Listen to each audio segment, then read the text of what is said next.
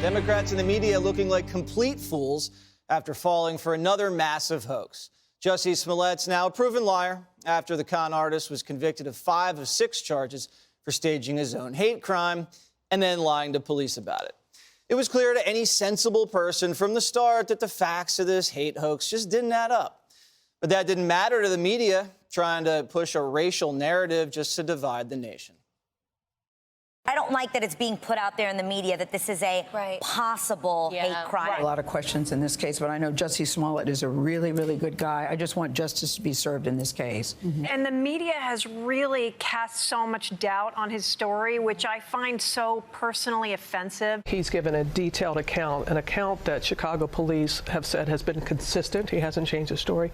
They also said it's credible. Police have said that, and also that he has been very cooperative.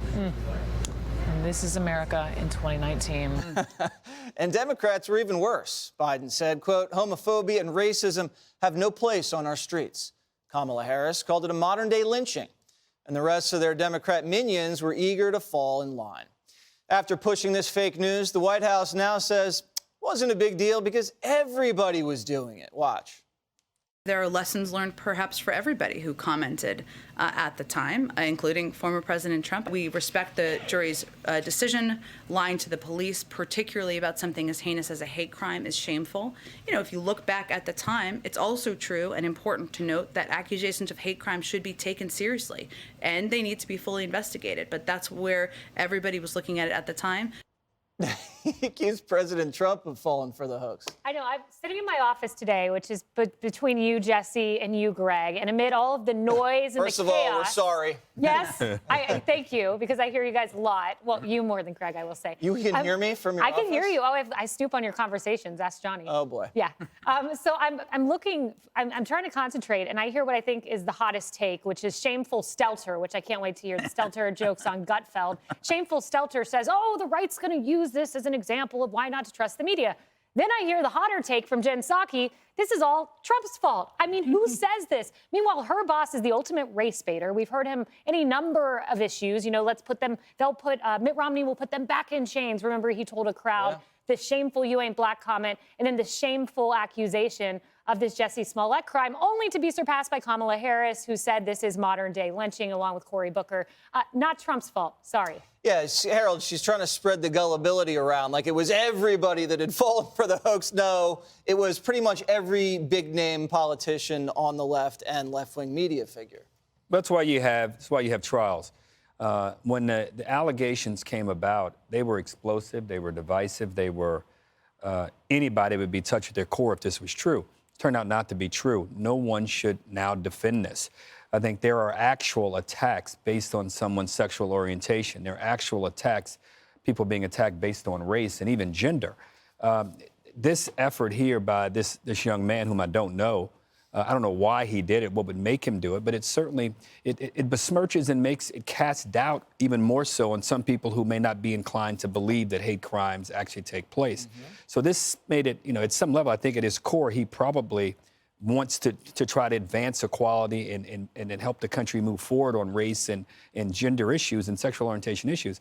But he shoved us back here. And anyone that doesn't say this was wrong, and the jury spoke and he'll face the consequences, is not doing right by those in this country who want to ensure that people who are of color, people who have a different sexual orientation are protected. Yeah, he hurt race relations in the country. And to Harold's point, anytime another, I guess, allegation of a hate crime you see out in the TV, people are going to scratch their heads because this was so high profile. It raises doubt every time going forward. Not if you send a message of sending Jussie Smollett to the Hooskow for a little spell. We might not see a lot of more hoax in the next couple of months. I am not kidding. Like, Jussie Smollett learned to exploit and inflame racial tensions for his own personal benefit and gain from the very people you just showed on the TV. Yeah. And what he did was, so he could get a year or two. First-time offender would get probation, but he committed perjury. This is according to Andy McCarthy. So he could go away for a couple of years, in fact. But what he did was he pushed and peddled a hoax designed to rip a country apart that was already tearing at the seams.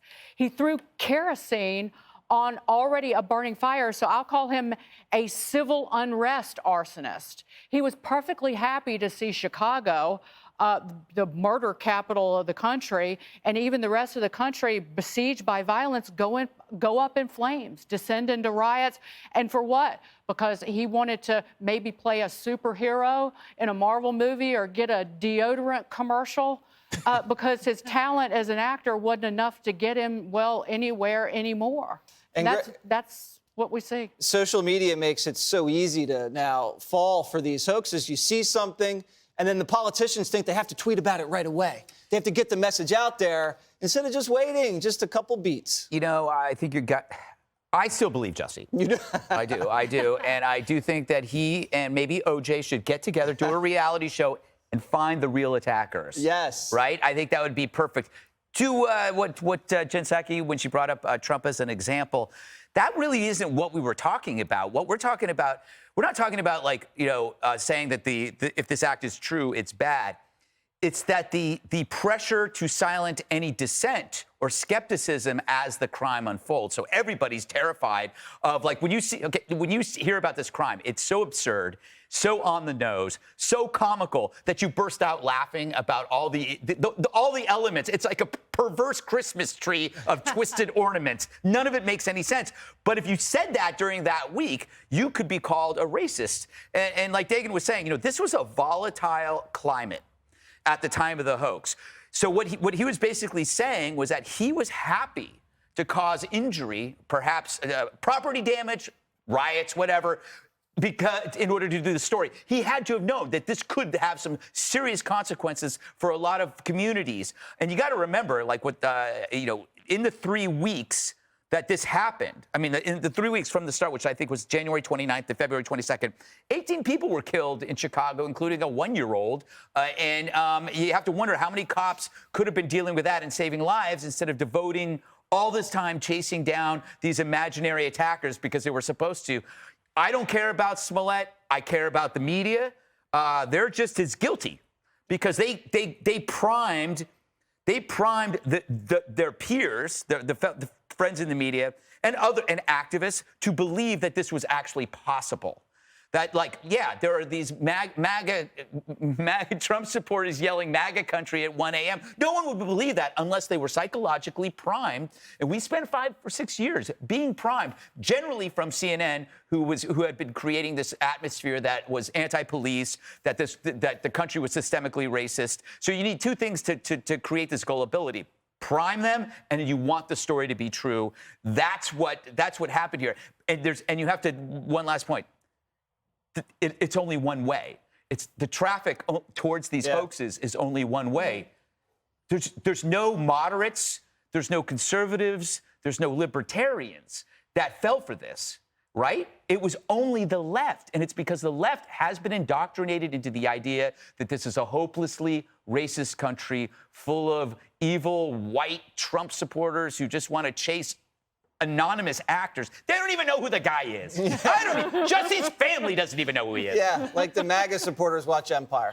I was always wondering if they actually had captured it on the surveillance tape, we would have seen that it was fake. Right. Yeah. Like, we would have seen two guys dressed like pulling punches. Don't hire two black guys to play two white guys. I learned that in acting school. Casting is very important when you stage a hate crime hoax. But I don't think most Democrats thought when his trial started that he was innocent. That 3 weeks period. You're right, but I think after that, I mean, I'm a Democrat. I didn't think that. Well, it's weird why they're silent now. Well, he almost didn't get prosecuted. Kim Foxx dropped the charges. Right. Yeah. And so he almost, and there are a whole bunch of clips and tweets about justice has been done when Kim Foxx originally dropped the charges. Stelter. Right, but there were Democrats who put Webb in charge. There were Democrats in charge in Chicago and Illinois. So I'm only saying, look, I don't disagree with what you're saying. And why did Kim drop the charges? She got a phone call from Michelle Obama's ex-staffer. Yes, that's right. Remember that? I forgot about that. All goes back to the Obamas. Everything. Way to blame Obama, Jussie. Could be part of Obamagate. It could be part of Obamagate. You want me to write that down? Please, write it down. Hey, Sean Hannity here. Hey, click here to subscribe to Fox News YouTube page and catch our hottest interviews and most compelling analysis. You will not get it anywhere else.